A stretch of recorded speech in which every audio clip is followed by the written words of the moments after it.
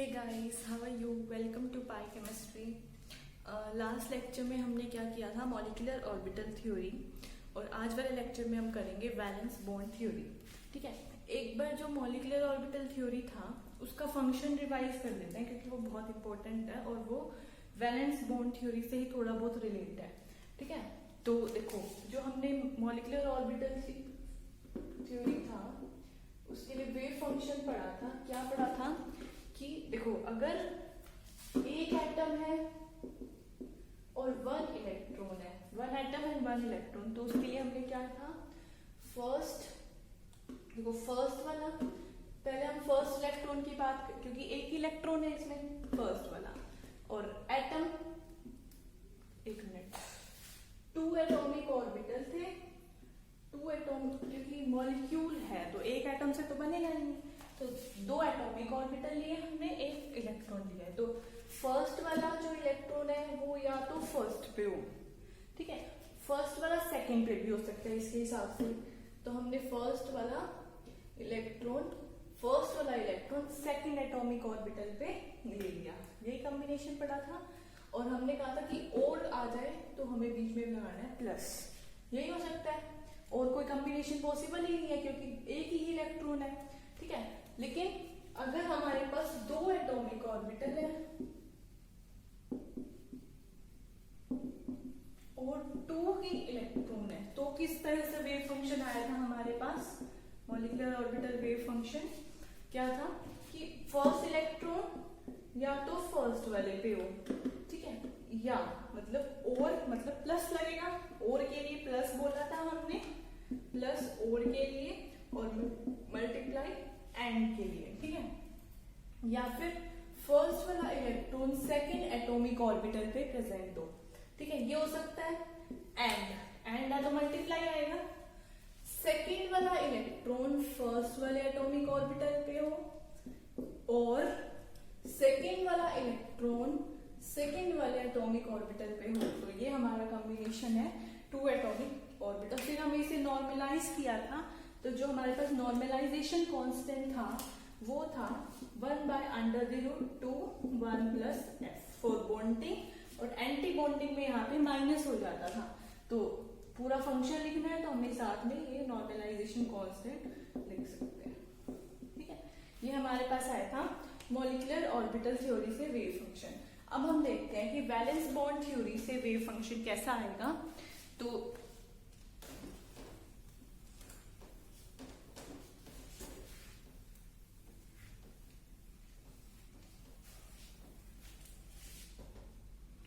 एक मिनट, अगर आपको ये वीडियोस वगैरह मतलब हमारे लेक्चर अच्छे लग रहे हैं तो वीडियो को लाइक करना भूलना मत, और शेयर भी, ठीक है, शेयर लाइक एंड सब्सक्राइब सब कुछ कर देना। तो अब हम पढ़ते हैं हमारे पास valence bond theory and is very very important. और इससे क्वेश्चन आया था हमारे पास दिसंबर 2019, लास्ट वाले में भी इससे क्वेश्चन आए हुए हैं, हम वो भी करेंगे। वैलेंस बॉन्ड थ्योरी 4 मार्क्स में क्वेश्चन आते हैं इनके और बिल्कुल इजी है। ठीक है, तो अब वैलेंस बॉन्ड थ्योरी में देखो हमने एमओटी में ना क्या किया था? मॉलिक्यूलर ऑर्बिटल थ्योरी में हमने 2 एटॉमिक ऑर्बिटल और 1 इलेक्ट्रॉन पढ़ा था, मतलब कि 4H2 पॉजिटिव लाइक एटम। ठीक है, इसके लिए हमने पढ़ा था। लेकिन जो वीबीटी है वो 2 एटम और 1 इलेक्ट्रॉन को एक्सप्लेन नहीं कर पाती। मतलब जो इस हमने मॉलिक्यूलर ऑर्बिटल थ्योरी में पढ़ा था कि जो इलेक्ट्रॉन्स है वो पॉलीसेंट्रिक है, एक से दूसरे पे भी जा सकते हैं। लेकिन जो हम वैलेंस बॉन्ड थ्योरी पढ़ेंगे इसमें जो इलेक्ट्रॉन्स है वो मोनोसेंट्रिक है, एक वाला फर्स्ट पे ही होगा, ये नहीं है कि साथ में फर्स्ट पे भी प्रेजेंट है सेकंड पे भी प्रेजेंट है। ठीक है, तो जो वैलेंस बॉन्ड थ्योरी है वो does not explain H2 positive. MOT ने तो इसको एक्सप्लेन कर दिया था, इसका वेव फंक्शन भी बता दिया, लेकिन वीपीटी नहीं बताएगी।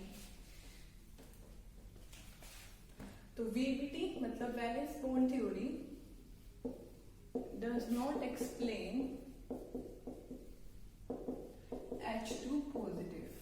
ठीक है, इसमें हमारे पास 2 मतलब in this case we study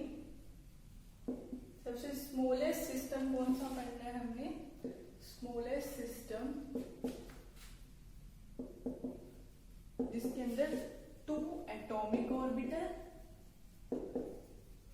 and 2 electron present हो। ये इसका स्मॉलेस्ट सिस्टम है जिसको ये एक्सप्लेन कर सकती है। ठीक है, क्यों? क्योंकि इसके अंदर है एक एटम को एक इलेक्ट्रॉन चाहिए ही चाहिए, मतलब इसमें जो एटॉमिक ऑर्बिटल है वो और इसकी जो अप्रोच है वो मोनोसेंट्रिक है। एक के पास एक इलेक्ट्रॉन ही होता है, दूसरे पे नहीं जा सकता।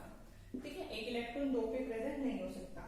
तो जैसे हमने atomic orbital first and atomic orbital second ले लिया, तो इसकी कॉम्बिनेशन कौन कौन सी पॉसिबल है, और हमारे पास इलेक्ट्रॉन्स भी 2 है। तो देखो कैसे हो सकता है, फर्स्ट वाला फर्स्ट पे हो, तो इसको कैसे लिखेंगे? देखो, first electron present on first atomic orbital. ठीक है, फर्स्ट वाला फर्स्ट पे, और क्या होगा? सेकंड वाला सेकंड पे। और होगा या एंड होगा? तो ये तो एंड ही है, क्योंकि ये तो पॉसिबल है ही। तो 5A1 5B सेकंड, क्योंकि हमें यहाँ पे हम देखो इसका मतलब क्या है, मतलब कंफ्यूज मत होना कि फर्स्ट वाला इलेक्ट्रॉन फर्स्ट पे प्रेजेंट है। एंड मल्टीप्लाई का मतलब एंड होता है, हमने पहले भी पढ़ा। मल्टीप्लाई मतलब एंड प्लस का मतलब और। तो यहाँ पे एंड है, फर्स्ट वाला फर्स्ट पे एंड सेकंड वाला सेकंड पे। ये हो सकता है, या फिर क्या हो सकता है, या अब क्या आया मतलब और, यानी कि प्लस लगेगा। ठीक है, तो सेकंड वाला फर्स्ट पे चला गया, हो सकता है सेकंड वाला फर्स्ट पे क्या हो, एंड अगर सेकंड वाला फर्स्ट पे गया तो फर्स्ट वाला सेकंड पे, यानी कि 5B1। तो ये कॉम्बिनेशन पॉसिबल है अपने पास। ठीक है, अगर बॉन्डिंग के लिए लिखना है तो वेव फंक्शन ये हो जाएगा, VBT का वेव फंक्शन फॉर बॉन्डिंग, और एंटी बॉन्डिंग के लिए लिखना है तो बीच में माइनस।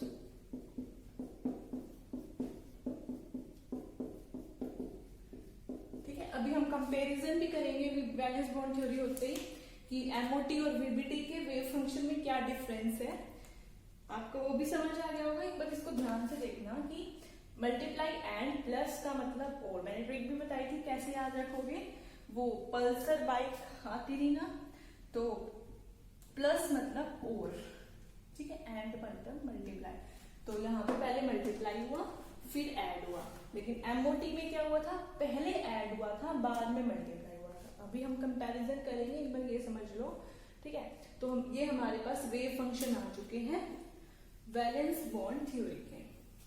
बहुत इंपॉर्टेंट है, इससे मतलब डायरेक्ट नहीं तो इनडायरेक्टली क्वेश्चन आ ही जाता है। अभी हम दिसंबर 2009 हम क्वांटम के क्वेश्चंस इकट्ठे करेंगे प्रीवियस ईयर वाले। अभी देखते हैं, या तो अभी कर लेते हैं 2019 वाला, या फिर मैं नेक्स्ट लेक्चर में अपलोड कर दूंगी एक बार। बस इसमें एक लास्ट टॉपिक है हमारे पास स्पिन वेव फंक्शन का, वो भी बहुत इंपॉर्टेंट है। उसके बाद है एक्सेप्टेबिलिटी ऑफ वेव फंक्शन, कि कौन सा एक्सेप्टेबल है कौन सा नहीं है, फिर हमें क्वेश्चन ही करने हैं इसके। ठीक है, तो ये है हमारे पास वैलेंस बॉन्ड थ्योरी का फंक्शन। अब हमें इसका निकालना है वो नॉर्मलाइजेशन कांस्टेंट, तो इसे नॉर्मलाइज करते हैं, इसे नोट कर लो। अब हम देखते हैं इसका नॉर्मलाइजेशन कांस्टेंट। तो let us normalize the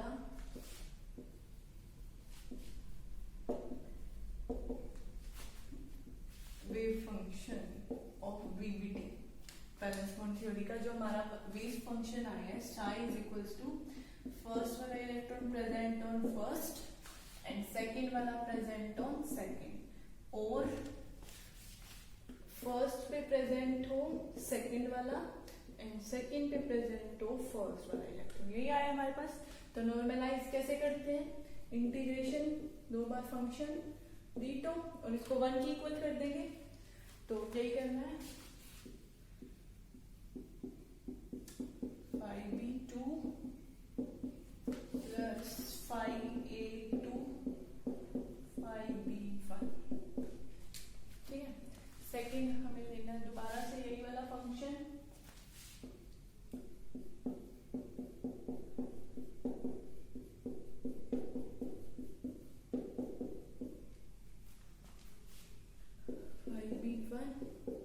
D2। अब इनकी मल्टीप्लाई करें तो 5A1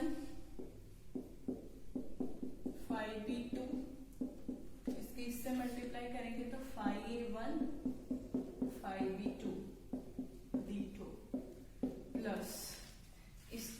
सेकंड वाले से करें तो 5a1 5b2 इससे कर लेंगे तो 5a2 5b1 d2 plus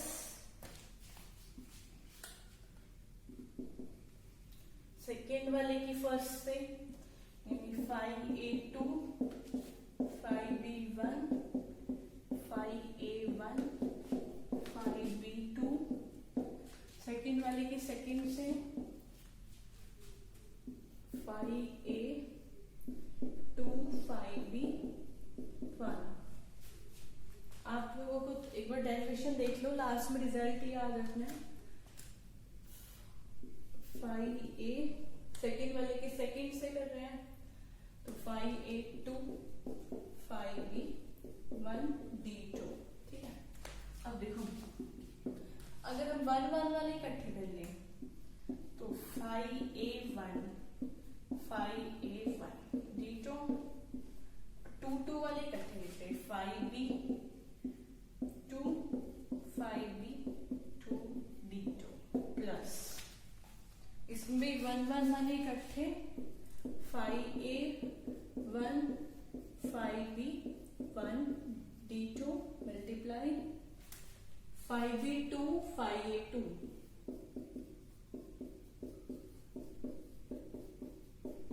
d2 plus इसमें भी 5a2 5b2 2 2 वाले इकट्ठे और 1 1 वाले इकट्ठे करना 5b2। अब 5b1 5a1 प्लस अब इसमें भी 5a2 5a2 5b1 5b1। अब जो हमने करा था एटॉमिक ऑर्बिटल्स इसके नॉर्मलाइज्ड है, तो इसका मतलब क्या है, ऑर्थोगोनल भी है नॉर्मलाइज्ड भी है। ठीक है, तो देखो 5a1 और 5a1 ये क्या है, ओवरलैप इंटीग्रल है ये सारे। और ओवरलैप इंटीग्रल एक सेम वाले क्या आते हैं, अगर हम सेम वाले हमने पिछले से एमओटी से पहले वाले लेक्चर में किए थे कि अगर सेम लीनियर वेरिएशनल प्रिंसिपल में कि अगर ऐसे सेम आ जाए तो प्रोबेबिलिटी कितनी होती है 1, इसमें भी 1। ये डिफरेंट वाले हैं तो इसमें हो जाएगी 0। ठीक है, तो क्या होगा,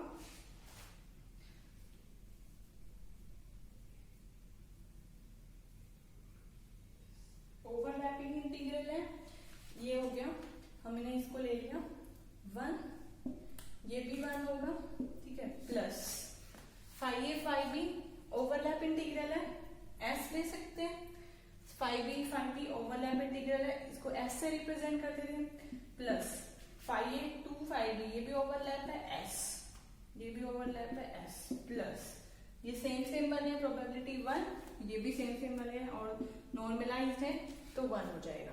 तो हमारे पास क्या आ गया 2 प्लस s 2s, ये आया 2s स्क्वायर। ठीक है, तो 2 कॉमन 1 प्लस s स्क्वायर, तो हमारे पास 1 के इक्वल नहीं आया। अगर 1 के इक्वल नहीं आए तो हमने क्या कहा था, मतलब ये नॉर्मलाइज नहीं है, तो जो भी रिजल्ट आए उसका रेसिप्रोकल करके फंक्शन के आगे रख दो और रूट लगा दो, तो वो हमारा नॉर्मलाइजेशन कांस्टेंट हो जाता है। तो देखो हमारा नॉर्मलाइजेशन कांस्टेंट क्या आया, under the root 1/2 1 plus s square. MOT में हमने पढ़ा था मॉलिक्यूलर ऑर्बिटल थ्योरी में, उसमें s स्क्वायर नहीं था, 1/√2 1 प्लस s था और इसमें s स्क्वायर आया। ठीक है, और इसके आगे हम, ये नॉर्मलाइजेशन कांस्टेंट है, इसके आगे हम पूरा फंक्शन लिख सकते हैं। ठीक है, तो ये हमारी होगी VDT। ठीक है, ये आया फॉर बॉन्डिंग, जैसे हम फंक्शन लिखते हैं फॉर बॉन्डिंग और एंटी बॉन्डिंग में माइनस हो जाएगा, तो पूरा फंक्शन ही लिख लेते हैं एक बार, रिवाइज भी हो जाएगा। आप लोग खुद से लिख के देखो। तो अपने पास बॉन्डिंग के लिए फंक्शन लिखते हैं फॉर VBT, तो क्या होगा, फर्स्ट वाला इलेक्ट्रॉन प्रेजेंट हो फर्स्ट पे एंड सेकेंड वाला इलेक्ट्रॉन प्रेजेंट हो सेकेंड पे और सेकेंड वाला फर्स्ट पे और फर्स्ट वाला सेकेंड पे। ये आ गया हमारे पास बॉन्डिंग के लिए। और एंटी बॉन्डिंग के लिए लिखना हो वेव फंक्शन फॉर पीपीटी तो 1/√2 1 माइनस एस स्क्वायर हो जाएगा, तो वहां पे भी minus 5a1 5b 2 plus 5a2 5b 1। ठीक है, तो ये हमारे पास वीबीटी होगी, वीबीटी के वेव फंक्शन, एमओटी के वेव फंक्शन। अब हम करते हैं comparison between VBT and MOT. ठीक है, इसको नोट कर लो।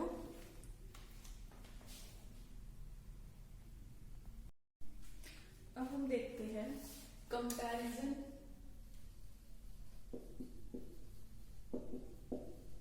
Between MOT and VBT by using wave function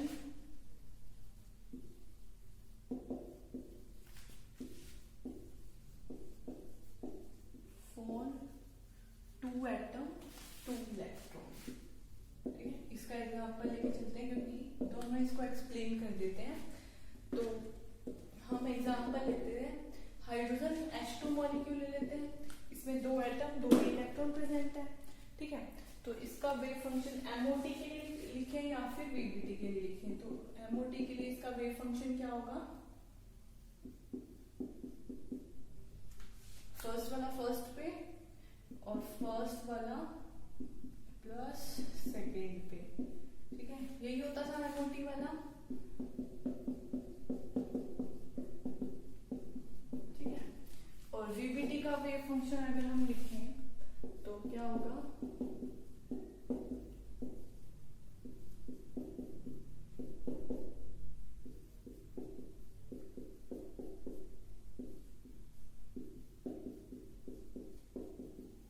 यही होता है। ये मैंने आपको समझा दी कैसे लिखते हैं। देखो इसमें क्या है, एमओ में मॉलिक्यूलर ऑर्बिटल थ्योरी में कि इसमें पहले प्लस मतलब पहले एडिशन बाद में मल्टीप्लाई, इसमें पहले मल्टीप्लाई बाद में एडिशन का यूज हुआ है। क्यों है वो आपको पता ही है। ठीक है, अब देखो इसको करने से पहले, क्योंकि मॉलिक्यूलर ऑर्बिटल थ्योरी पक्का देख लेना तभी ये समझ आएगा। ठीक है, अब देखो इसकी अगर हम मल्टीप्लाई करें तो क्या होगा, 5a1 5a2 plus 5a1 5b2 plus 5b1 5a2 plus 5b1 5b2। इसमें देखो कौन सी टर्म आयनिक है और कौन सी कोवेलेंट है। इसमें देखो फर्स्ट वाला प्रेजेंट है फर्स्ट पे और सेकंड वाला भी फर्स्ट पे है, मतलब दोनों फर्स्ट पे है। मतलब अगर दोनों फर्स्ट पे है तो ये वाली कौन सी टर्म है, आयनिक। ये क्वेश्चन डायरेक्ट पूछ लेते हैं कि कौन सा आयनिक पार्ट है 4 मार्क्स में, कौन सा आया भी हुआ प्रीवियस ईयर में, कौन सा कोवेलेंट पार्ट है। ठीक है, कौन सी वैलेंस बॉन्ड का फंक्शन है, कौन सा एमओटी के लिए अलाउड फंक्शन है। तो ये आयनिक पार्ट हो गया। इसमें फर्स्ट वाला फर्स्ट पे, सेकंड वाला सेकंड पे, अलग अलग है तो मतलब ये कोवेलेंट, ये भी कोवेलेंट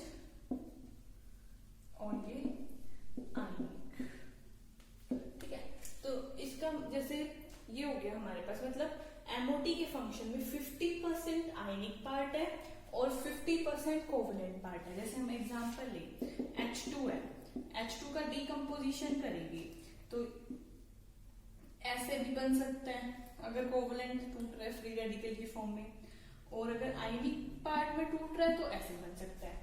एमओटी के अकॉर्डिंग तो ऐसे हो सकता है, लेकिन एक्सपेरिमेंटली क्या होता है जब हम H2 का डीकम्पोजिशन करते हैं, एमओटी के अकॉर्डिंग तो ऐसा हो सकता है, लेकिन एक्सपेरिमेंटली होता है हमेशा H2 डीकम्पोज होता है इन दिस वे, मतलब इन कोवेलेंट वे। ये कोवेलेंट पार्ट है और ये आयनिक पार्ट है। लेकिन अगर हम एमओटी के हिसाब से देखें तो फिर ये आयनिक टर्म में भी डिसोसिएट होना चाहिए था। ठीक है, तो हम लिख लेते हैं, so according to MOT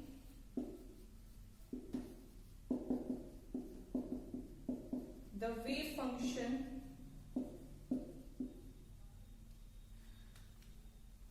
according to MOT wave function H2 molecule dissociate, it should contain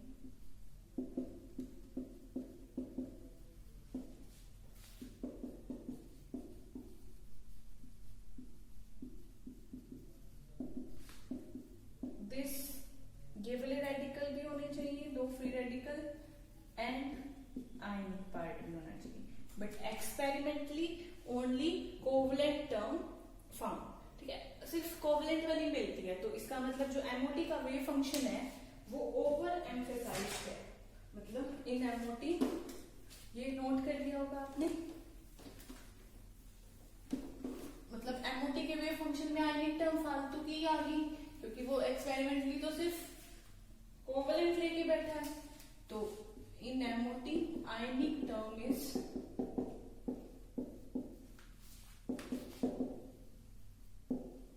over emphasized. तो इसको कैसे ठीक करेंगे? It should be corrected by taking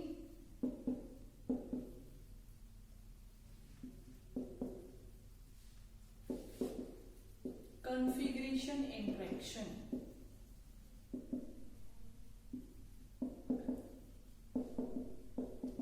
ठीक है। अब ऐसे ही वीबीटी का वेव फंक्शन, वीबीटी में सिर्फ कोवलेंट टर्म है, इसमें सिर्फ आयनिक टर्म है, इसमें कोवलेंट टर्म है ही नहीं, इसमें थी 50% आयनिक 50% कोवलेंट, लेकिन वीबीटी में भी करेक्शन एसेंशियल है, क्योंकि वीबीटी कंटेन ओनली, आप बताओ कौन सी टर्म कंटेन कर रही है, आयनिक या कोवलेंट?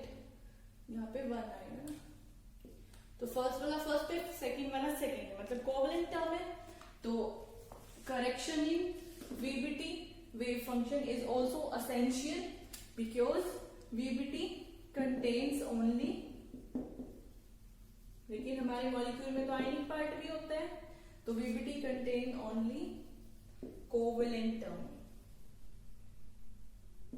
सो इसको भी करेक्ट करना पड़ेगा हमें आयनिक पार्ट लेके, तो हमने जो वेव फंक्शन अब हम लिखेंगे उसमें फाई कोवेलेंट वाला भी आएगा, साई कोवेलेंट मतलब कोवेलेंट वाला प्लस कुछ आयनिक जोड़ेंगे, और वो हमने लैम्डा मान लिया कि हमने लैम्डा ले लिया कंट्रीब्यूशन ऑफ आयनिक पार्ट, ठीक है। तो ये हमारा वेव फंक्शन हो गया। अब इसको अगर हमें नॉर्मलाइज करना है, तो देखो नॉर्मलाइज कैसे करते हैं, C1 square plus C2 square plus C1 C2S, अगर S की वैल्यू 0 है तो नॉर्मलाइजेशन कैसे करते हैं, C1 square plus C2 square से, लीनियर वेरिएशनल प्रिंसिपल, तो यहाँ पे 1 है, यहाँ पे लैम्डा है, मतलब 1 प्लस लैम्डा स्क्वायर, मतलब 1 की इक्वल नहीं आया, तो इसका रेसिप्रोकल करके इसके रूट लगा दो, तो नॉर्मलाइजेशन कांस्टेंट क्या हो जाएगा, 1 plus lambda square psi covalent plus lambda, lambda तो है ही, divided by under the root 1 plus lambda square psi ionic, तो ये आ गया हमारे पास वेव फंक्शन नॉर्मलाइज होगा। तो अगर हमसे पूछ लें कि परसेंटेज आयनिक कैरेक्टर निकालो या परसेंटेज कोवेलेंट कैरेक्टर निकालो वीबीटी के फंक्शन में, तो हम कैसे निकालेंगे, तो आपको पता है प्रोबेबिलिटी कैसे निकालते हैं, C1 के स्क्वायर से या C2 के स्क्वायर से, तो हमारे पास परसेंटेज इन आयनिक कैरेक्टर कैसे निकलेगा, कितना कंट्रीब्यूशन है आयनिक का, lambda upon 1 plus lambda square, इसका स्क्वायर कर दो क्योंकि C1 का स्क्वायर होता है, मल्टीप्लाई 100, ठीक है। परसेंटेज इन कोवेलेंट कैरेक्टर क्या है, C1 by under the root 1 plus lambda square, इसका स्क्वायर कर दो कंट्रीब्यूशन में, मल्टीप्लाई 100, ठीक है। तो ये हमारे पास हो गया comparison between MOT and VBT. एक बार हम जो H2 पॉजिटिव है इसके एनर्जी लेवल्स देख लेते हैं कि बॉन्डिंग का एनर्जी लेवल कौन सा होता है और एंटी बॉन्डिंग का कौन सा होता है। अब है हमारे पास determination of energies of H2 positive terms of resonance integral, coulomb integral and overlap integral, alpha beta and S. ठीक है, तो अब हम H2 पॉजिटिव का एनर्जी निकालते हैं MOT के हिसाब से। देखो वेव फंक्शन अगर हम लिखें तो C1 phi1 1s हो जाता है ना, प्लस C2 phi 1s, यही होगा। या फिर क्योंकि दो अलग अलग है तो इसको A और B भी लिख देते हैं। ठीक है, तो अब हम इसको करें, अगर हम लीनियर वेरिएशनल प्रिंसिपल के हिसाब से इसका सॉल्यूशन देखते हैं तो हमें सेक्युलर डेटर्मिनेंट मिलता है। कैसा होता था वो, H11 minus ES11 H12 minus ES12 21 22, ठीक है, इक्वल टू 0। और अब हमें इसमें हक्कल पैरामीटर्स लगाते हैं। H11 को, H22 को हम क्या लिखते थे, अल्फा, H21 और H12 को S बीटा, रेजोनेंस इंटीग्रल, ठीक है, या एक्सचेंज इंटीग्रल, कूलम इंटीग्रल, और S11 क्या हो जाता है 1, और S22 भी 1 हो जाएगा क्योंकि ये ऑर्थो नॉर्मलाइज्ड होते हैं। S12 और S21 ये ऐसे, ठीक है। तो हम यहाँ पे पुट करते हैं alpha minus E, beta minus E S, beta minus E S, alpha minus E equal to 0। तो सॉल्व करते हैं, तो alpha minus E square minus beta minus E S equal to 0। तो alpha minus E equal to plus minus beta minus E S. तो हमारे पास दो energy level आ जाएंगे।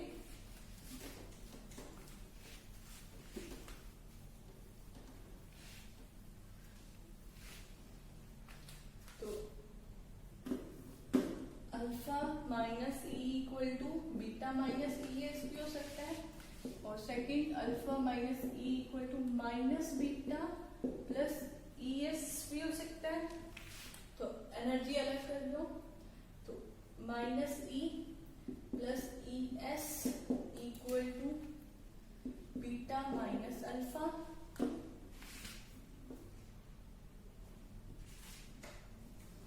यूं कर लेते हैं, इसको माइनस कॉमन ले लेते हैं, तो E minus E S equal to alpha minus beta, तो E 1 minus S equal to alpha minus beta. तो एनर्जी क्या आ जाएगी, alpha minus beta upon 1 minus S. एक तो एनर्जी ये आ गई, और यहाँ से अगर हम एनर्जी निकालें तो E S minus plus E equal to alpha plus beta. तो एनर्जी क्या आ जाएगी, alpha plus beta upon 1 plus S. तो एक ही आ जाएगी, तो एक बॉन्डिंग वाली, एक एंटी बॉन्डिंग वाली। तो H2 के लिए बॉन्डिंग कौन सी आई, alpha plus beta upon 1 plus S. Anti bonding alpha minus beta upon 1 minus S. जो एस होता है वो हमेशा पॉजिटिव होता है, इसलिए जो बॉन्डिंग का गैप होता है वो कम होता है, और एंटी बॉन्डिंग का गैप ज्यादा होता है हमेशा। अगर दो अलग अलग एटॉमिक ऑर्बिटल है तो बॉन्डिंग का गैप कम और एंटी बॉन्डिंग का गैप ज्यादा, ठीक है। और एक्सचेंज, अगर S की वैल्यू 0 हो तो कैसा होगा, नॉन बॉन्डिंग, ओवरलैप होगा ही नहीं। S ग्रेटर देन 0 होगा तो बॉन्डिंग, और अगर S लेस देन 0 होगा तो एंटी बॉन्डिंग। तो ये हमारा यहाँ पे खत्म हुआ। नेक्स्ट लेक्चर में एक बार तो हम ये VBT वाले जो दिसंबर 2019 में आए हुए हैं वो क्वेश्चन देखेंगे, और नेक्स्ट करेंगे हम स्पिन पार्ट, वेव फंक्शन, बहुत इंपॉर्टेंट है वो, ठीक है। अगर आपको ये वीडियो अच्छी लगी हो तो लाइक पक्का कर देना। Thank you.